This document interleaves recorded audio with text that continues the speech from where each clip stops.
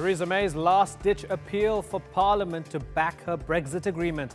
But is the UK on track to crash out of Europe with no deal? And could it reignite conflict in Northern Ireland? I'm Imran Gharda, and today's newsmaker is the Irish border. Tuesday is D-Day for Theresa May as Parliament votes on her Brexit deal. The last time around, the Prime Minister called off the vote just hours before it was due to take place, conceding it wasn't going to pass. But still standing in its way, Northern Ireland and its border. It's an issue still as divisive as ever. Prime Minister May says nobody wants to return to the borders of the past. Speaking earlier on Monday, she tried to reassure the country that the EU will keep the Irish border open. But if Parliament rejects her agreement, there's a good chance the UK will leave the EU without a deal. Some experts say that scenario will cause chaos across the UK, and the impact on Ireland could be even more catastrophic. Sandra Gatman explains why.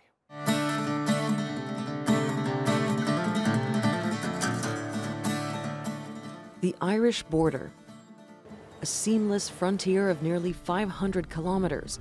It separates Northern Ireland from the Irish Republic. There are over 200 crossings here, many of them invisible. No checkpoints, people and goods flow freely back and forth. But all that could change when a portion of the island leaves the European Union. Because Northern Ireland is part of the United Kingdom, it's leaving the European Union too. That means stepping out of the EU's customs union and single market, which allows goods and services to flow freely between member countries. To avoid confusion and splitting up the Irish Isle, Northern Ireland would ideally share the same trade rules as the Republic of Ireland down south. But that would separate it from the rest of the UK. The alternative is for Northern Ireland to share the same rules as Great Britain when it leaves the EU. But that would create a hard border with Northern Ireland, and nobody seems to want that.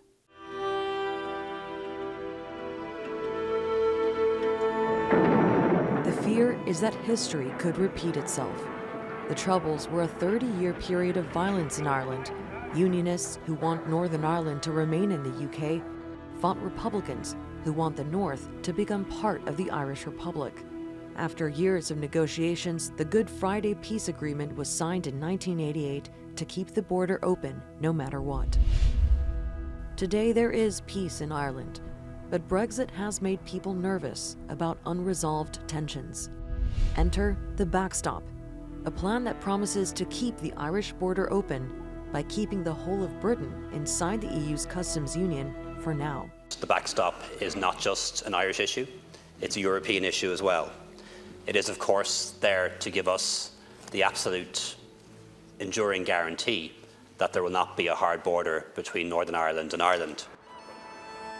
But while the so-called backstop protects the Good Friday Agreement, it ultimately puts the brakes on Brexit. Many Conservatives in Britain, including politicians in Northern Ireland, say the backstop ties the UK to EU trade laws indefinitely. Our answer at the moment is rather desperately to make sure that the whole of the UK stays in the backstop, with the EU having the power to decide whether and when we can ever leave. On Tuesday, many UK lawmakers who support what they call a proper Brexit are preparing to vote down Prime Minister Theresa May's divorce deal with the EU, including the backstop. If it doesn't go through, the UK will almost certainly crash out of the EU on the 29th of March, despite Theresa May's last-minute warnings. You can take no deal off the table by voting for that deal. And if no deal is as bad as you believe it is, it will be the height of recklessness to do anything else. Without a plan in place, the future could spell chaos, including a lot of uncertainty and fear about peace in Ireland. Sandra Gatman, The Newsmakers. Well, joining me now from Derry is Ceva Archibald. She's a member of Northern Ireland's Legislative Assembly with the Sinn Féin party. From Cambridge, we have Graham Gudgeon. He's the former Special Advisor to the First Minister of Northern Ireland. And Ruth Taylor joins us from Armagh. She's the Director of the Centre for Cross-Border Studies. I thank you all for joining us here on the Newsmakers. Brexit's turning out to be the worst divorce drama ever. And as this tumbles along, Northern Ireland becomes the focus of attention. Ironically, in the summer of 2016, nobody spoke about Northern Ireland, and it seems to be now at the centre. It's almost the Irish elephant in the room. Ruth, let me begin with you. Come that vote, what they're calling a meaningful vote on the Prime Minister's deal in Parliament, what do you want to happen? Well, I think at this stage, the probably best outcome would be if the deal that is there on the table now, the withdrawal agreement, was passed. In an ideal world, it would be, you know, some path towards Brexit not happening at all. But personally, I would have very little confidence in that, that being the final outcome. And I think from the Irish point of view, from the interests of people on the island of Ireland as a whole, the withdrawal agreement with the Northern Ireland protocol in it actually is the best option in terms of protecting the interests of people living on this island. Keva, a couple months ago when I was in Northern Ireland speaking to Sinn Féin members, a lot of them said, yeah, Brexit's an opportunity for us because it highlights the contradictions of an Irish border and brings back to the table the concept or the prospect of a united Ireland, which is what Sinn Féin wants long term. Is all of this, all of the chaos that's ensuing right now, is it an opportunity for Sinn Féin? Are you looking at it positively? So let's be very clear, there is no good Brexit. The people of the North voted to reject Brexit, and we have consistently said that is a mandate that must be respected. However, after 2 years of negotiation, there is a deal on the table in the form of the withdrawal agreement, which for us represents the least worst option in terms of the Brexit that is being pursued. It is the least worst option because it contains within it the backstop, which provides an insurance policy to protect the interests of the people on the island of Ireland. And we are very clear that the backstop can be in no way diluted, and it can't be watered down. It has to be maintained, and the EU27 and the Irish government must be very firm on that position. Graham Gudgeon, a lot of Northern Irish people on both sides of the aisle, whether Unionist or Republican, when I spoke to them, they told me they just want the politicians to get on with it. They're sick and tired of Brexit. They want to know what happens. What do you want to happen, Graham? Well, I'd like Brexit to go ahead. I'm pro-Brexit in line with the majority party in Northern Ireland, the DUP. It has been a long, boring and very difficult process. And I think you're quite right to say that most people are absolutely bored with it and would like it to finish. But it is one of the biggest controversial issues in UK political history, certainly in my lifetime.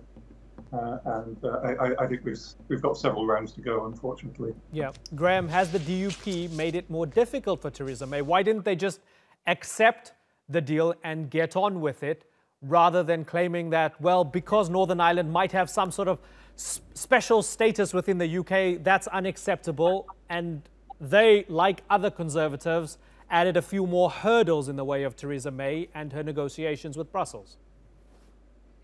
It's because Theresa May's deal would leave Northern Ireland a semi-detached part of the UK. It would, in the long run, lead to customs barriers, for instance, between Northern Ireland and the rest of GB. So it's breaking up the UK customs union and economic union at the cost of keeping Northern Ireland within the EU. That's not what the DUP want, and of course they're opposing it. Keva, what do you make of that? Well, the DUP do not represent the views of the majority of the people of the North on this issue.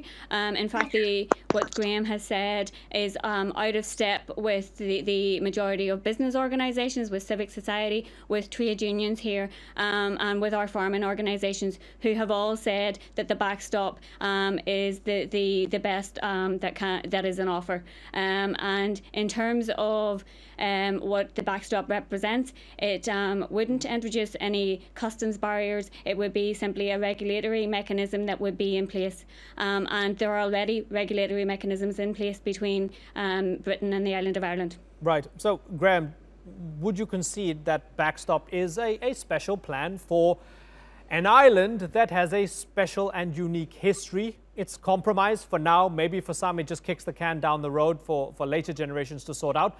But because of the unique history, and especially the unique conflict in the north, you need a backstop and you need something slightly different than the mainland UK. Would you concede that? No, I don't agree with that. All of this is really not necessary. As long as we have a free trade agreement, which I think is in everyone's interest, the EU's interest, Ireland's interest, and the UK's interest, as long as we have that, we'll have no tariffs. The differences in standards, there are no differences in standards between Northern Ireland and the rest of the EU, or between the UK and the rest of the EU. So, and there's no need for any barriers at the border. Lots of trade experts, they've been giving hours of evidence to select committees in Parliament in London, saying, look, you can do all of this without any barriers. So this in many ways is a confected issue. Of course, Sinn Féin want to make it a bigger issue than it really is. And the Irish Republic have been doing that as well. But we can get through this with no checks on people, no checks on goods crossing the border, and hopefully with no tariffs. Caoimhe Archibald, are you overhyping it as Sinn Féin for political purposes? Absolutely not. The backstop, as I have previously said, represents an insurance policy to ensure that there are there's no return to border infrastructure on the island of Ireland, and to protect the integrity of the supply chain north and south. So it is an insurance mechanism there to protect the interests of the island of Ireland. Ruth Taylor, what's your worst fear when it comes to the possibility of no deal, crashing out of Europe? What's your worst fear? I think we will have a situation where there will be a resurrection of a lot of the problems we had. A lot of the focus has been on, will we have a visible border or not? Will there be trade checkpoints? But it will have also implications in terms of relations between the communities, very fragile structure. The protocol, Northern Ireland Protocol, is about a lot more than checkpoints at the border or trade at of goods. It also talks about the need to protect the Good Friday Agreement, which was the peace agreement of 1998, which was a very comprehensive agreement covering a lot of other things as well. And I think we need to look at that. And in terms of what Graham's saying about it being overhyped, it's not just Sinn Féin that is arguing for the border. Every other political party on this island, except the two unionist parties, mainly the DUP, have been making it very clear there is a very strong consensus on this. And, I can't overestimate the importance in terms of the implications for peace and community relations and the economic development and social development of this island. All the gains that have been made over the last 20 years because of the peace agreement, despite the ups and downs and the setbacks that there have been. I think Brexit could really damage all of those gains and set us back a long time in terms of not only relations between communities. We've already seen over the last 2 years European citizens who are many more on this island than there were. The demographics of the island have changed absolutely over the last 20 years. And we're going to see a lot more social tensions and social breakdown and all of that, I think, particularly within the northern part of the island. So Graham, we're hearing from Ruth that, yes, there's still a lot of tension. People carry a lot of baggage. I was recently in Belfast and in Derry and in some of the border areas. People have a lot of stories and they carry that baggage. Wouldn't no deal create just the perfect recipe to reignite some of those old conflicts? Well, it's true. It doesn't do very much to get some people overexcited on the island. But when I talk to senior civil servants or to politicians, to people like my old boss, Lord David Trimble, Nobel Peace Prize winner for his part in the Good Friday Agreement, they all say that any sort of mass violence or general violence is now out of the question. Gerry Adams of Sinn Féin, of course, says exactly the same. And he regards the fringe Republicans who might cause some problems as people with no real representation or support within the nationalist community. So there may be some problems, but actually there's not going to be very much to revolt again. I mean, if people aren't stopped, if lorries aren't stopped, it's really rather hard to see what the problem is. Caoimhe Archibald, little to worry about. Well, we have come a very long way over the past 20 years, and there isn't the support there for violence that there was in the past. People have invested heavily in the peace process, but you can't underestimate either the impact that the border and border infrastructure has on the psyche of people here. We are very clear that a no-deal Brexit would be catastrophic for the island of Ireland, and that's not just a Sinn Féin view. It's a view of our business community, of civic society, of trade unions, student unions, of our farming organisations. They all say that a no-deal would be disastrous. Tory Brexiteers and the DUP can't be allowed to drive our economy over the cliff and to put our peace process under threat, or to re-erect border infrastructure on the island of Ireland in pursuance of what is a right-wing Brexit agenda. We've been very clear, though, that in the event of a no-deal Brexit, that the question around the reunification of Ireland should be put to the people, because people have the right to choose which union it is that they want to belong to, because the EU have said that if the North of Ireland votes to be part of a united Ireland, then it would re-enter the European Union. Ruth, do you want to come in? Yeah, I think it's important to say it's not just the violence of going back. Nobody, I think, expects to go back to the kind of level of armed conflict we had, but we will have a lot more inter-community attention, because the economy here is so dependent on being an integrated all-island economy in so many ways. So if we have if the real serious economic problems here, we're also then already having people, there's tensions around access to services, access to housing. It ties in as well with the British government's immigration policies as well, which are very hostile to people from outside. Excuse me. All of that is actually going to coalesce, I think, in the context of a no-deal Brexit, to cause all sorts of social problems. So it won't be the same as when there was an armed conflict over the last that was there for the 30 years before the agreement. So, but right. It will be very different, and I think will be very, very nasty. Okay, so Graham, we have both Keva and Ruth both saying that Brexiteers are politically and ideologically willing to drive both economies, the UK and the Republic of Ireland, over a cliff for those ideological reasons, to go through with Brexit no matter what. Address that, please. Can I first just respond to Ruth? Go ahead. She was overestimating, I think, the importance of the Republic of Ireland market, Northern Ireland's companies. Of the total sales of goods and services from Northern Ireland, only 7% go to the Republic of Ireland. 4 times as many go to go to Great Britain. Great Britain, of course, is a much bigger market and much more important to Northern Ireland. So it's the links there that are really economically important. But to address your question, there won't be any cliff edge. That's merely what they call Project Fear. It's just an exaggeration. Even if we don't have a free trade agreement, and I think eventually we definitely will have a free trade agreement, but even if in the short term we don't, the average tariff is only 3%, and we've already had a 15% depreciation of sterling, so that's really not going to trouble companies very much. All Northern Ireland companies and all companies in Great Britain are fully attuned to EU regulations because we're probably part of the EU, and therefore those companies will have no problem in meeting EU standards. So once again, I'd like to repeat, the difficulties here are hugely over-exaggerated, of course, for political effect, no matter what political parties say. And actually, even if we have no deal, there'll be some short-term difficulties. Some of the dairy producers in Northern Ireland, for instance, may have some short-term disruption, which will need some extra subsidies. There'll certainly be special cases of that sort, but in general, it's not going to be a big deal. Okay, well, let's see if you're right. All eyes on March 29th and beyond. The Brexit saga continues. For the moment, I have to move on. So, Keva Archibald, Ruth Taylor, and Graham Gudgeon, I thank you all for joining us here on the Newsmakers.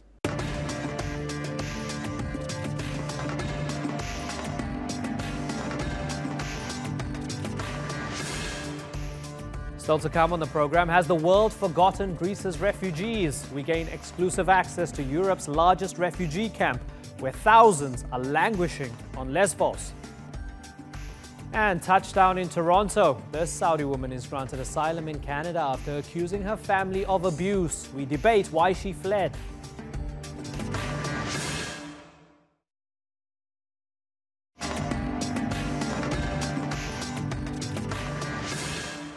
All this week, we're taking a special look at Greece, and we begin today with a group of people who've largely fallen off the radar of the world's attention. Thousands of refugees escaped war and persecution, only to end up trapped behind bars. On the Greek island of Lesbos lies Camp Moria. Designed to hold just over 3,000 people, at one point it held almost 3 times that amount. 70 people are forced to share one toilet. Tales of knife attacks and sexual assault are rife. Now, some who risk their lives fleeing violence are trying to kill themselves. Haider Abbasi secured exclusive access to the camp. Here's what he found.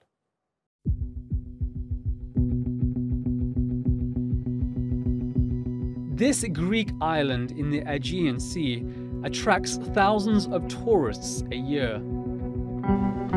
But Lesbos has also become popular with other travelers, people escaping war and poverty. Since 2015, more than 1 million asylum seekers and migrants have made the sea journey from Turkey to Greece. Most end up here, in the Moria refugee camp. It's not the dream of a new life they had in mind. The camp is overcrowded, dirty and dangerous. We don't have warm water, toilet, shower, and I'm not feeling safe in here. My family, me. That's too bad. The newsmakers gained rare access to Moria. The camp is supposed to house 3,000 people, but it's always over capacity. At its worst, nearly 9,000 refugees lived here. There are people from 60 different countries staying in the camp.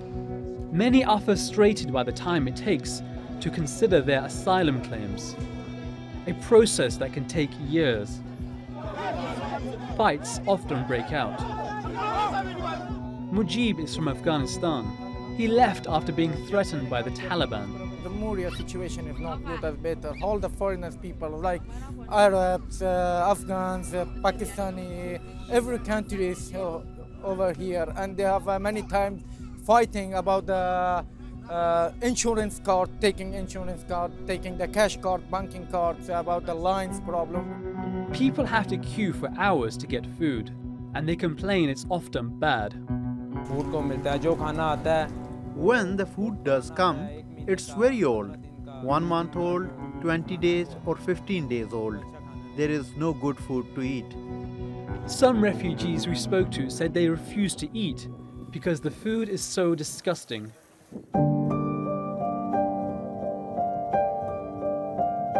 The look of despair is everywhere in Moria. Most people here have been traumatized by war and their journey to Europe. The conditions in the camp are only making their suffering worse. One NGO says 30% of the people it's assessed in Moria have attempted suicide, and children are not immune to the misery. About the children, above all in the period from May to September, we received children with sulfur, with suicidal thoughts, and also now we are working with adolescent minors with suicidal ideation, and also with sulfur, with strong sulfur. Moria doesn't seem to be safe for anyone, but charities say it's particularly bad for women and girls.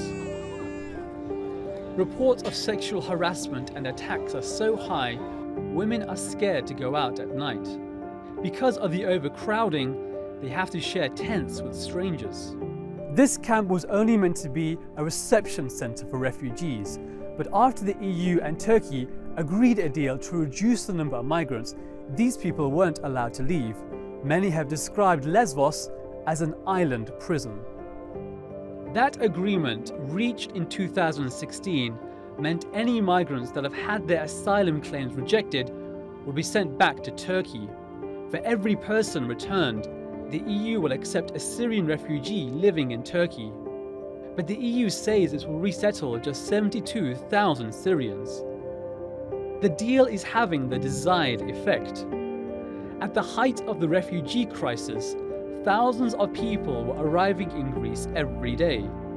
Now it's just a few hundred a month.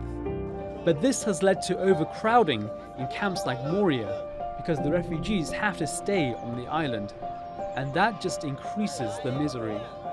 Haider Abbasi, The Newsmakers, Lesbos, Greece. Let's bring in our panel now. Catherine Woolard joins me from Brussels. She's the Secretary General of the European Council for Refugees and Exiles.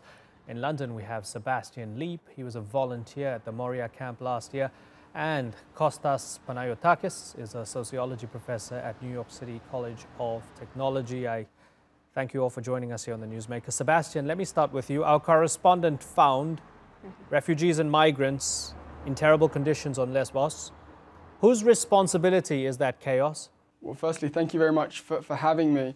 As you said, when I was there in the summer, the conditions were truly awful.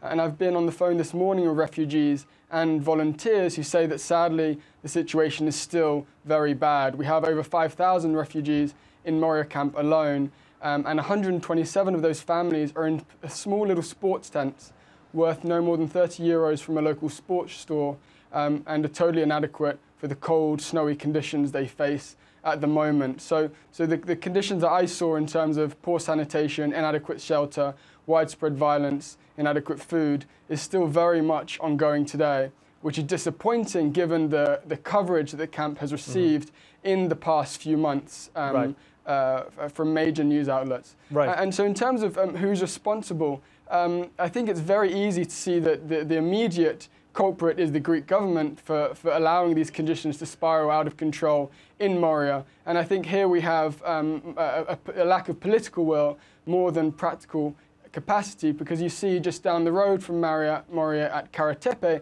a camp that is run to a much higher standard. And that is run by the local municipality there on Lesbos. So the Greeks certainly have the ability to run these camps decently, but they're not able to. But they're not the only ones to blame. So let's just pick up on that. Kostas, do you agree with that the Greek government's not fully committed to solving this?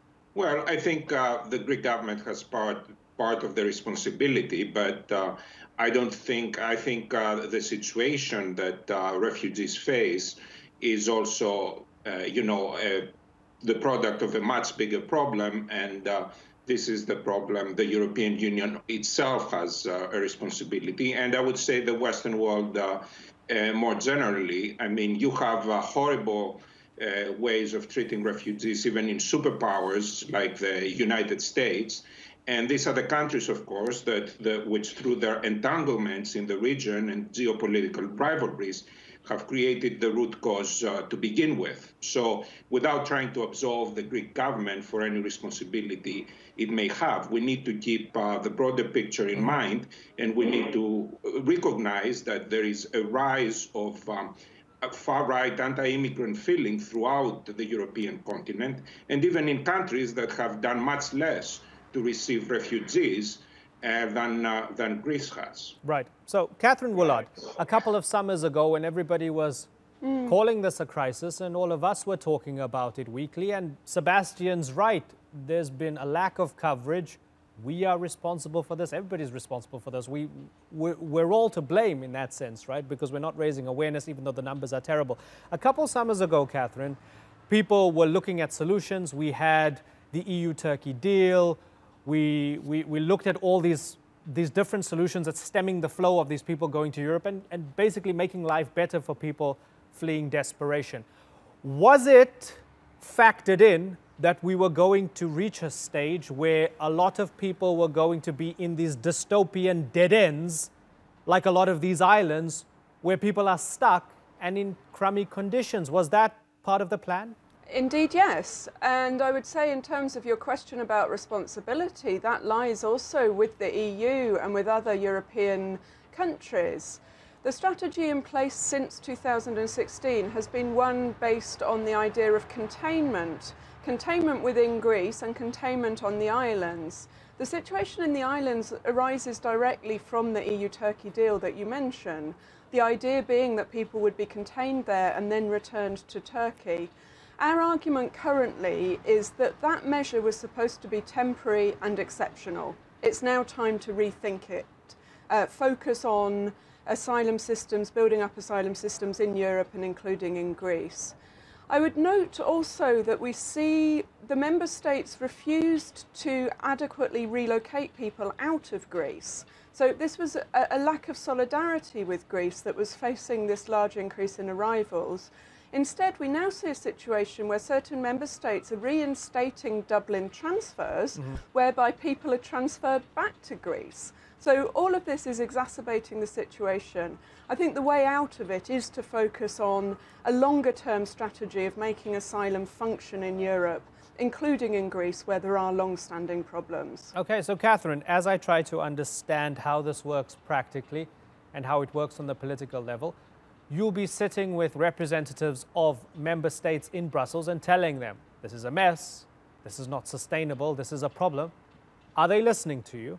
I think the situation on the Greek islands is in fact well known in Brussels. There have been many cases documenting exactly what's going on, carried out by NGOs, by the Greek organisations, by witnesses there. Unfortunately, some policymakers believe it's a price worth paying to stem the flow of arrivals to Europe. We disagreed with that in 2016, believing that this strategy was unethical and indeed unlawful. We certainly consider now that it's time to rethink. I think the other issue here is that underlying the situation in Greece is the unfairness of the EU asylum system, which places responsibility on the countries of first arrival. As you're no doubt aware, negotiations have been going on for 2 years on a reform of that asylum policy. That needs to continue, but in a way that it leads to better responsibility sharing, which would be fairer both for asylum seekers and also people at the countries at the EU's borders, so that this idea of disproportionate responsibility for those countries is reduced. And that is one of the reasons why Greece has for many years not complied with the EU asylum law, and it's partly why we see a similar situation in Italy, where the perception is that the system is unfair. Right, so Kostas, I mean, in many ways, parallels even with the financial crisis, right? It's a price worth paying. We'll bail out the banks and the Greeks can maybe pay for it. Or, you know, okay, we're going to stem the flow of refugees. Maybe it's a price worth paying, not us, but the Greeks and other Mediterranean or Balkan nations will do that. Help me understand, Kostas, how within Greece the general public thinks about taking in refugees at this moment in time at the beginning of 2019. What's the zeitgeist? Well, I think at the beginning of the crisis, there was a significant amount for solidarity for refugees. And of course, many Greeks themselves were refugees as a result of the wars between Greece and Turkey in the early 20th century, including in Lesbos, and many of whose residents came over from, in 1922 after the war between Greece and Turkey. As the situation is dragging on, there is a sense that the cost or the burden of supporting the refugees is unevenly distributed even within Greece. And I'm afraid that one of the results of that is that this provides a sort of fertile ground for the further rise of the far right in Greece. And of course, the economic crisis did a lot to further the rise of this marginal neo-Nazi party, very extreme and violent. That's now the third largest party in the Greek parliament. So I'm afraid that the situation may sort of provide fertile ground for the further strengthening of this party, especially in areas like Lesbos, who have had to shoulder much of the cost of the crisis, because these terrible conditions, I mean, they primarily affect refugees, but to a large extent, they also affect Greeks who live in the vicinity. Yeah. So, Sebastian, when you have the rise of Golden Dawn or Golden Dawn sustaining itself on the fact that refugees are coming in and this idea that we have to bear the burden, Europe's burdens, it doesn't help things, does it? Absolutely not. And I think one thing that's worth mentioning here is the changing nature of who's coming in. So a lot of people still perceive this to be a Syrian refugee crisis. But last year, there were actually more Afghans than Syrians coming in, with Iraqis a close third. So this is very much now a multi-country crisis, which is the result of instability across the Middle East. And we need to remember that that is the original source. And so the long-term goal is to create stability in those countries and those regions so that people don't have to flee in the first place. Everything beyond that is very much a second best.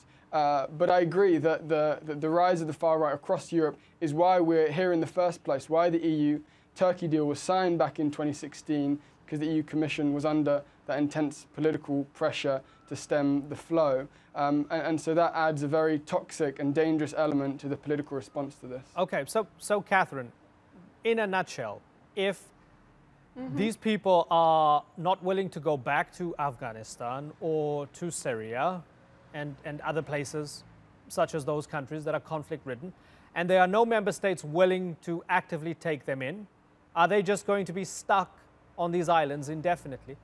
No, first let's note that most of the people arriving in Greece are refugees and they're being recognised as people entitled to international protection. This means they cannot go back. That means that firstly, member states should be relocating them. If they refuse to do so, then they're applying for asylum in Greece. And we see record numbers of first-time asylum applications in Greece, about 59,000 in 2017, and we'll see a similar number in 2018 when we have the full figures. This means the focus has to switch to supporting the asylum system in Greece so that they can have firstly, decent reception conditions, secondly, fair asylum decision-making, and then a piece that has sometimes been lacking in Greece, integration measures to support these new communities who will end up staying longer term in Greece. I think for the will to be there on the side of the Greek government to carry out these measures that it is also legally obliged to carry out, some show of support from the other member states in terms of restarting significant relocation would go some way towards that. And above all, I think we would like to see the EU switch its focus away from trying to make the EU-Turkey deal work. This element of returning people to Turkey is not working, it needs to be reconsidered, and to focus their efforts on supporting asylum systems to function within the EU, because the numbers are manageable. Properly managed, we can avoid this kind of awful, scandalous situation that has arisen. Right. Sebastian, just for example, you're sitting in London.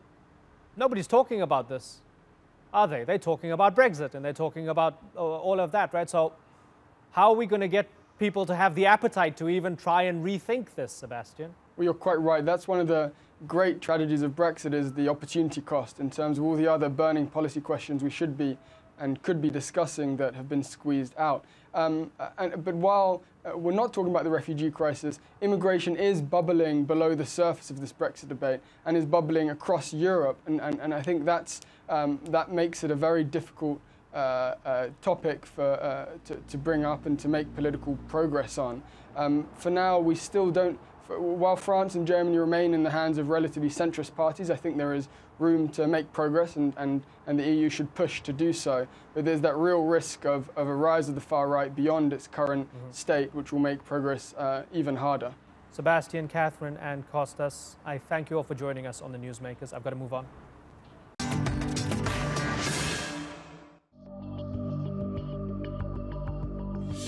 My name is Rahaf, and I'm still in the room. I have no choice. They said I have to go tomorrow, and no one can help me right now. A lot can change in a week, and that's certainly the case for Rahaf Mohammed Al-Qunun, who today is safe in Canada. Just a few days ago, she feared for her life. The 18-year-old Saudi woman escaped from her family after alleging they were abusing her. She fled to Thailand, then barricaded herself in a Bangkok hotel room, saying if she returned home, she'd be killed for renouncing Islam. From within those walls, Al Qunun launched a social media campaign begging the UN to give her refugee status. It worked, and while several countries weighed up whether to give her asylum, Canada came to her rescue. Here's the moment she arrived in her new home. Well, to discuss Al Qunun's case, let's go to Riyadh, where we're joined by Mohammed Al-Qubayban. He's a Saudi and Gulf Affairs expert. And in London, we have Canada's former Immigration Minister, Chris Alexander. Gentlemen, thanks for joining us. Chris, I know you're on the other side of the political aisle here, but I'm assuming you believe Canada did the right thing. Well, I think when one is talking about human rights and above all women's rights and gender equality, there is only one right side, only one legitimate side to be on in a case like this. Everyone needs to be relieved and delighted that someone like Rahaf is now safe, but also cautious and vigilant about all of those other cases, not just in Saudi Arabia, but in many other countries, where women are facing domestic violence, forced marriage, and other forms of abuse. This is a pandemic in our modern society. We need to talk about it more. We need to get our facts right, and we need to take action, as we have all agreed to do under the United Nations Sustainable Development Goals. One of the most essential goals, as you know, is gender equality, which has to include an end to forced marriage and other forms of abuse. Mohammed Al-Qubayban, here's a young girl who says she was being abused, who feared for her life, and she fled. And now she's in Canada. Do you have a problem with that? Well, honestly, as the Saudi societies, we have to look at it seriously if this matter happened, because we are, as a Muslim community, we have to find out what the other problem, and that's our religion principles. The government, they are always seeking for such problems like this, and we have too many let's say, places to take care of such problems if in case of its violence, as the other guest says. And we have other places that we can host them and find out. So in overall, this problem, it has to be solved. And if you come at and look at it as it a personal behave, I think it's a personal behave. Mm-hmm. This young girl, as you said, maybe, I'm not sure, even the investigations, and her dad talked to, I think, the Saudi ambassadors, I think in Thailand, that they want to hold her. But again, he did not talk to the media what is the real problem, why she left. So what I thought, sir, that her decision she took, and I don't think so it has anything to do with the government. So, but I don't concur with the other guest, Mr. Alexandra, regarding the Saudi women have violence in Saudi. Now, let's discuss this matter and be frank and get so let me ask Chris information. Okay, so hold on for a second. Chris Alexander, in your opinion, was she fleeing an abusive family, or was she fleeing an abusive society? Because there is a distinction. Yes, I think we have to conclude both from what she has said and from what we know about Saudi Arabia, which continues to be ranked as one of the leading countries for abuses of human rights relating to women and girls. There are also additional concerns for Canada and other countries about freedom of the press.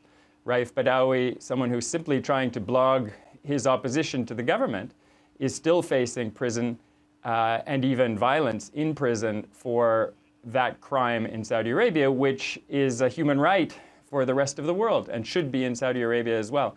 Then we have the case of Jamal Khashoggi. Then we have the case of a war in Yemen, which has created this humanitarian crisis. There are a lot of questions for the Saudi government at this time, but I think they start with women and girls, where the situation is particularly acute and well documented by human rights rapporteurs and independent observers over not just years, but many decades. Mohammed Al-Qubayban, at the very core of all of this... Let me answer this. Okay, answer it while you answer my question, and I think the two will be easily answerable together. On the books, in Saudi Arabia, if you renounce Islam as a Saudi citizen, which as far as I'm aware, she has done openly and publicly. She's saying she's a murtad. She's renounced Islam. We know where that leads. So isn't it in her best interest that she leaves the society so she doesn't face the death penalty back in Saudi Arabia? I have no idea about this information, Mr. Imran. Really, if she leaving Islam, you knew the penalties of leaving Okay, but Islam. this is what I'm telling you. So okay, so you know the penalties. Yes, sir. She's saying, I fear for my life. She's yeah, saying, of course, I no longer consider myself a Muslim. I'm renouncing Islam. Isn't it in her best interest to leave because she'll face the death penalty in Saudi Arabia? That's the law. It's not as easy as you're saying. Tell me why. No, there is a procedure for that. I'll tell you, sir. There is a time, chances. There is lots of process it takes. And if she insists 1, 2, 3, 4, 5 times, I think there is a rules to be applied according. She is as a mother Muslims and she born as a Muslims and she knew the Islamic rules. Which is to kill her, yes. The holy book. So exactly, that's why she left. No, I'm not. Let's not go to these ugly words to kill her. No, sir. There is a lot of what other process words going shall we on. use? What other words shall we use? It's not. No, sir. What I'm behind is I'm behind. It's not like what you're saying is either black or white. No, there is a process, and those process, especially in such a thing like this, the death penalty will be there. So there will be lots of process. The death penalty, which is to kill her. Review and ask why. That's what it means. Death penalty by to the kill end, her. and the age-wise, no, the age-wise played big role in such a thing like this. But it doesn't mean that the women are having they don't have their rights in Saudi Arabia. That's not fair, Mr. Imran, sir. You knew there is a lots of Saudi women. Now they are in the Shura councils. Now they are a deputy of ministers. Now in Canada itself, there is a lots of Saudi doctors. Certainly, but she's not. Women, she wasn't running for Shura council. Certainly. The point being that here's a girl who wasn't fitting. No, but I'm answering Mr. Chris, because Mr. Chris what you are describing, Mohammed. No. Respectfully, what you are describing is you can maybe be accepted and get places if you follow specific rules and if you are on side with specific things. Now, this girl clearly was not. And the reason Chris Alexander is saying he's happy that Canada took her in is because he feared and others feared that she would face a terrible end because she didn't follow the rules. And you yourself have accepted here that she would possibly face the death penalty for renouncing Islam. So isn't it in everyone's best interest if she went to Canada? But this is our religion and this is our belief. I will respect it, and I mean she has to respect it, and other people has to respect it. This is our religion. That's how we treated it. But what I'm saying, I mean, you went to the extreme. You did not. You did not try to explain, Imran, yourself. Even our friend Chris here, that I think he's having a narrow picture regarding Saudi Arabia. The only things they know is a violence against women, Khashoggi case. We are the country leading the, let's say, human rights abuse. I don't think so. That's a wise speech. So if you're talking about the girl case, she's an immature kid. She just think that when she goes outside, she will have her right. But if we listen to her problem, 1 second. She ran from the Saudi Arabia due to a family abuse. Her dad, I think, he was treating her different. And guess what? She ran from Kuwait. She did not run from Saudi. What does this mean? That means she's under pressure home-wise. So what I'm going back to the first what I was talking about is the Saudi as a community has to find out why this girl she ran and said to her dad, because we don't want this to happen. Certainly, and I would love to interview her myself, and I don't want to put words into her mouth, but as far as I understand, yes, she might have had a family problem, but she did not trust Saudi authorities or Saudi society to help her with her family problem because they felt that the society would just side with her family and she might lose her life, which is no small thing. She might be killed. I know you don't like me using those words, but that's what it is.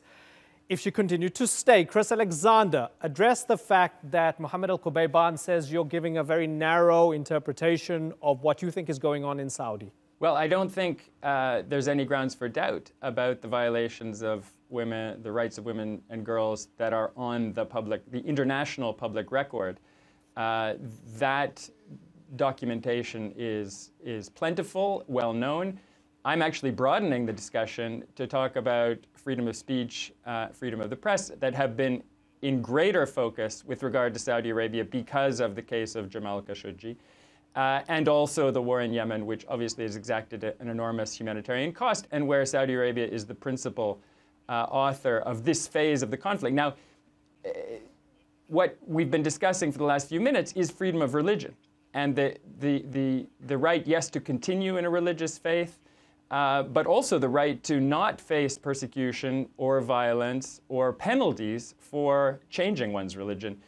In many countries and in international human rights law, that is an absolute. It is not being respected in Saudi Arabia, nor in other countries. Asia Bibi still facing an uncertain future in Pakistan. We dealt with many of these cases, several of these cases of apostasy or blasphemy as the law describes it in Afghanistan when I was there over many years. Freedom of religion is under pressure and under siege in many parts of the world. We need to speak up about the ability of people who no longer want to continue in their faith to change. That is a human right. Major questions about women in Saudi Arabia and the fate of Rahaf and other young girls such as her. Gentlemen, we're out of time, but Mohammed Al-Qubayban and Chris Alexander, I'd love to have you both back on the program sometime soon. I thank you very much for joining us on the Newsmakers. That's all for this edition of the Newsmakers with me, Imran Garda. Check out more of our stories on YouTube, Facebook and Twitter. Remember to like, follow and subscribe. Next time, a new report claims that Kurdish security forces in northern Iraq are torturing teenagers for being Daesh suspects. We debate whether the KRG is committing war crimes. Until then, thank you for watching. Bye-bye.